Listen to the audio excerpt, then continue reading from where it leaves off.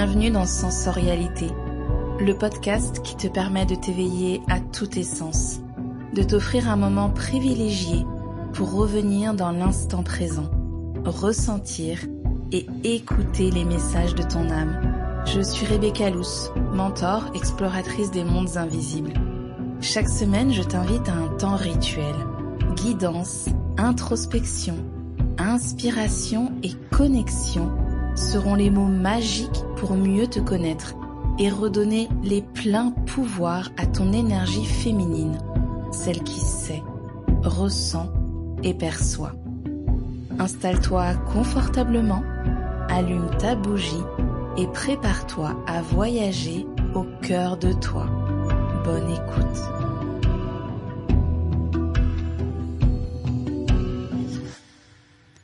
Et si ce que tu vivais aujourd'hui n'était pas vraiment à toi? Et si, sans t'en rendre compte, tu marchais sur les traces d'un autre, un ancêtre, un parent, une âme oubliée, et que tu rejouais son histoire, sa souffrance, son destin inachevé? Aujourd'hui, j'ai envie de te parler d'un phénomène que je rencontre souvent dans les constellations familiales, l'identification. C'est quelque chose de subtil, presque imperceptible, où l'amour nous pousse à prendre la place de quelqu'un d'autre dans notre arbre généalogique. Parfois pour réparer, parfois pour protéger, parfois juste pour ne pas laisser cet être dans l'oubli. C'est un amour immense, mais c'est aussi un amour qui enferme. Parce que lorsque tu vis la vie d'un autre, tu oublies la tienne. Tu te déconnectes de ton propre mouvement de vie, de tes désirs, de ton chemin personnel. Tu portes une mémoire qui ne t'appartient pas, que tu as accepté de porter par amour. Mais cela crée souvent de la confusion, du poids, un sentiment d'être à côté de ta propre existence.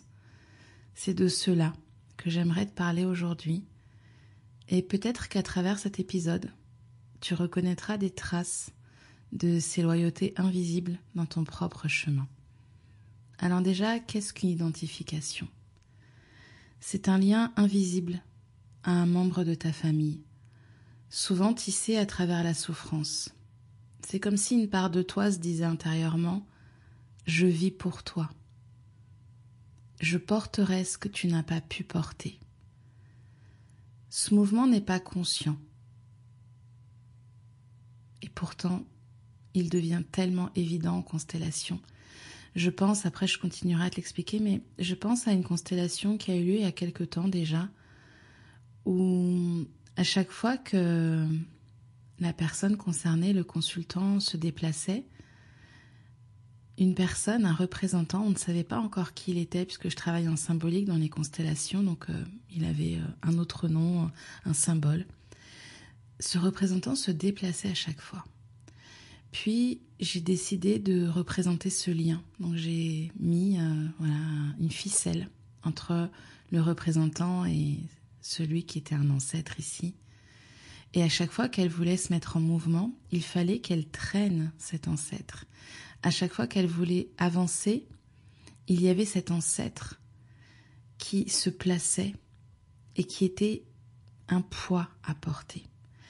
Cette prise de conscience a été énorme pour la personne. Il a été important de remettre de la lumière, de redonner de l'amour, de redonner son histoire, et c'était lourd.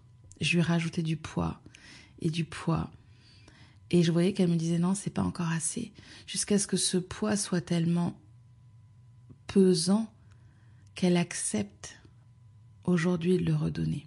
Et il a fallu de nombreuses années pour en arriver là. Et c'est ce qui est vraiment beau pour moi en constellation, c'est que ce qui n'est pas visible, mais ce qu'on peut percevoir à des moments de sa vie, devient conscient. Il y avait ce lien qui est devenu visible parce que là, elle était attachée à cet ancêtre vraiment très clairement. Et elle a pris conscience que ça n'était plus OK pour elle, qu'elle n'était plus d'accord avec ce mode de fonctionnement. Mais qu'est-ce qu'on fait?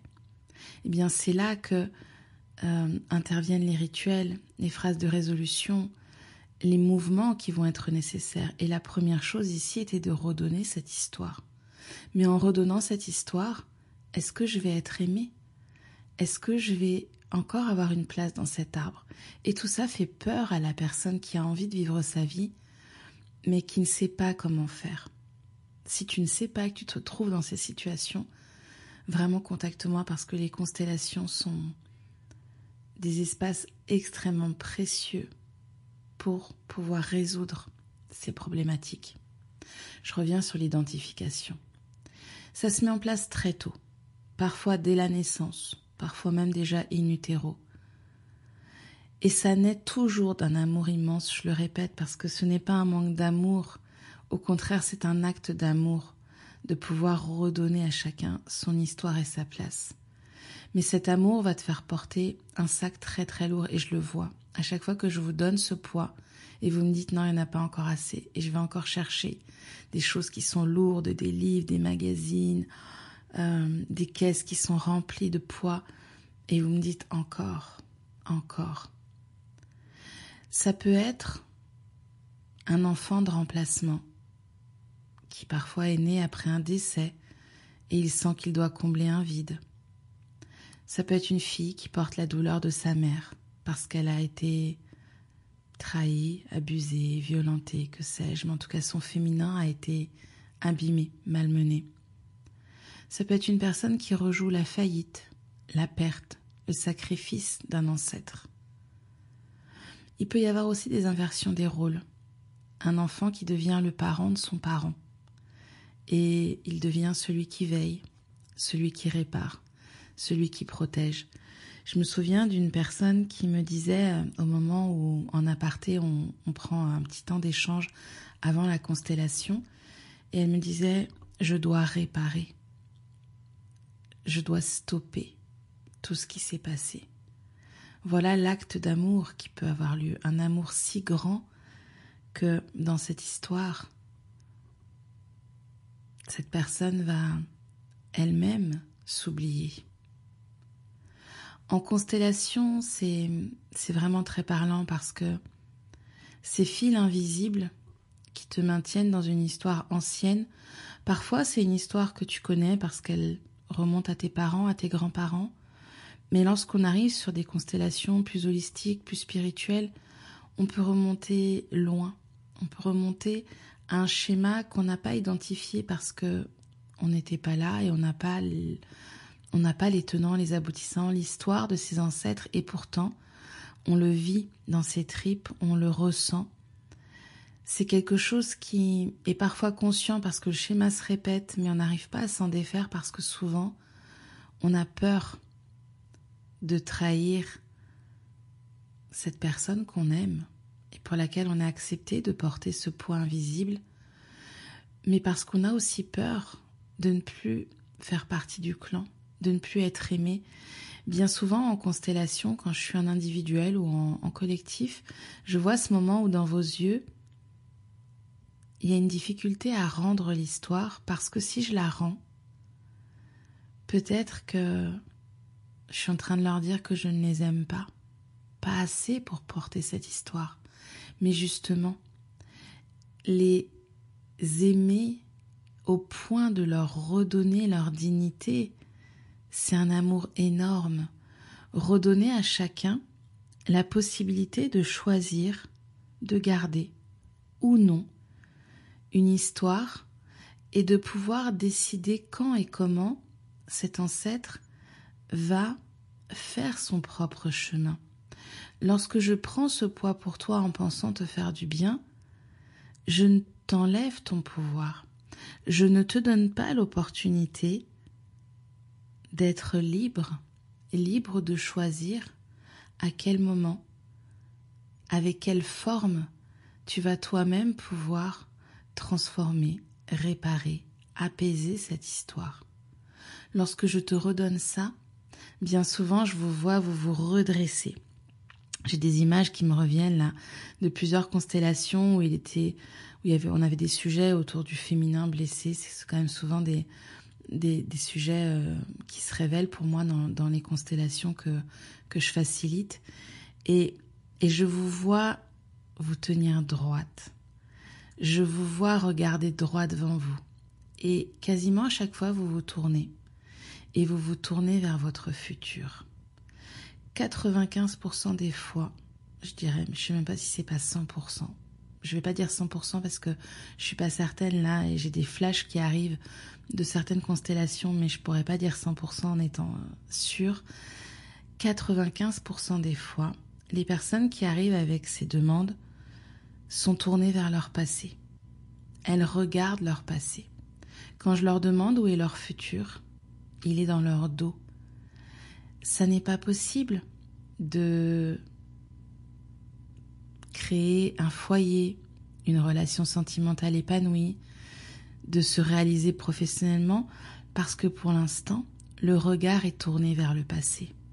Mais à partir du moment où cette loyauté, où cette histoire est redonnée, où la dignité entre dans la constellation, alors vous tournez le regard, mais parfois le corps. Là, j'ai vraiment quelqu'un, je me souviens, on était en individuel, donc avec un bac, je travaille avec un bac, et je vous fais faire là c'était en présentiel dans mon cabinet, je vous fais faire la rupture, le lien de la loyauté à couper physiquement, donc on se place dans un autre endroit. Et puis quand je la fais revenir dans le bac, je lui dis est-ce que t'es à ta juste place? Elle me dit ah non, pas du tout, faut que je me tourne. Et là je lui dis tu regardes quoi? Mon futur. Bah ouais. Lorsque je redonne l'histoire, lorsque chacun retrouve sa place, je peux regarder mon futur. Et je me souviens même d'hier quelqu'un, alors on était sur un autre sujet, mais en regardant son futur, qui a fait un pas. Elle était plus dans son présent. Elle avait déjà fait un pas vers son futur. Et ça, je travaille beaucoup avec les temporalités dans les constellations et bien souvent, vous êtes dans votre passé et c'est normal puisque vous êtes encore dans une histoire du passé qui vous empêche d'être dans votre présent. Ça, c'est ce que j'ai vraiment à cœur de vous offrir comme voyage, de revenir au présent. Parce que quand je suis au présent, je peux regarder mon futur. Je peux me tourner vers mon futur et je peux du coup créer mon histoire, écrire mon histoire. Alors, comment reconnaître que peut-être tu vis la vie d'un autre? Ça peut être une émotion très forte qui est portée, une émotion inconfortable, parce que souvent quand c'est confortable, on s'en inquiète moins, et encore parfois ça peut être dérangeant quand ça nous colle pas, quand ça nous colle à la peau et que on se reconnaît pas dans cette émotion, mais une tristesse, une colère, une culpabilité. Et tu te dis, des fois les gens me disent mais c'est pas à moi. Et oui, parce que ça appartient à quelqu'un d'autre. Ça peut être un décalage, comme si on était étranger à sa propre vie. Ça peut être aussi des schémas qui se répètent, des schémas amoureux, les mêmes blocages au moment où on va réussir professionnellement, où on va toucher à sa liberté, s'épanouir dans son couple, être maman. Tu te sens responsable de tout le monde, comme si tu devais réparer les blessures des autres. Tu as du mal à sentir qui tu es vraiment, ce que toi tu veux. Et parfois tu peux aussi ressentir un tiraillement entre ta liberté et ta loyauté envers ta famille. Ça peut arriver souvent avec des professions ou des traditions très fortes dans la famille où tout le monde, par exemple, a monté, a fondé son foyer, puis moi j'ai pas envie d'avoir une famille. Tout le monde a voyagé, moi j'ai pas envie, tout le monde vit au bord de la mer et moi c'est la montagne. On peut le ressentir parfois quand il y a comme ça des schémas qui se répètent, qui sont très fidèles dans la famille, et moi je sens que ça ne me porte pas, ça ne me parle pas, mais je le fais quand même parce que je ne sais pas comment fonctionner autrement. Et là, le plus beau cadeau, c'est de retrouver ta place. C'est un mouvement de vérité, un mouvement d'amour pour toi. Ce n'est pas rejeter ta famille ni renier ton passé, c'est remettre chaque chose à sa juste place. Le passé derrière toi, avec ses histoires qui appartiennent à chacun dans leur passé, Et toi, devant toi, ton futur. C'est pouvoir dire je t'honore, je te remercie et je te rends ce qui t'appartient. Et je choisis d'emprunter mon propre chemin. Les constellations familiales permettent cela. Elles vont remettre en circulation l'énergie. Ce qui était resté coincé va de nouveau pouvoir bouger, circuler. Elles te redonnent l'autorisation d'être toi, pleinement toi, et d'être présent à ta propre existence. Quand tu cesses de vivre la vie d'un autre, tu redeviens créatrice de la tienne. Tu cesses de porter, de réparer, d'expier. Tu te reconnectes à ta puissance, à la joie d'être toi. Ça, c'est ce que vraiment je te propose dans les séances de constellation, en individuel, en collectif, à Pimpon. Mais c'est aussi ce que je te propose dans l'immersion Racine, où là, on fait un voyage de plusieurs semaines à travers ta propre histoire personnelle, en mêlant les constellations, le transgénérationnel, la psychogénéalogie, pour reconnaître les héritages invisibles, apaiser ce qui doit l'être, redonner à chacun sa propre histoire afin d'occuper pleinement ta place. Si tu écoutes cet épisode au moment où il va sortir, je suis en train justement de relancer un nouveau voyage pour Racine, donc n'hésite pas à me contacter pour avoir toutes les informations ou à me faire un petit signe pour réserver une séance en individuel ou avoir les dates des prochains ateliers à Pimpon. Je te remercie pour ton écoute et je te dis à très vite pour un nouvel épisode de Sensorialité.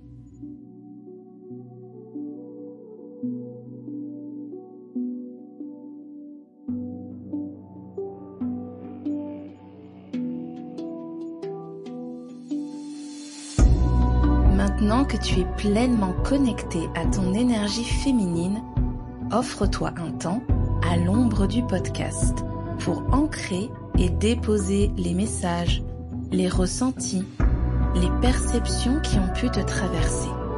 Si tu as apprécié ce moment, je t'invite à faire briller Sensorialité avec des étoiles, des petits mots doux sur ta plateforme d'écoute préférée ou sur Instagram et à le partager à une personne chère qui pourrait elle aussi profiter de ce précieux rituel.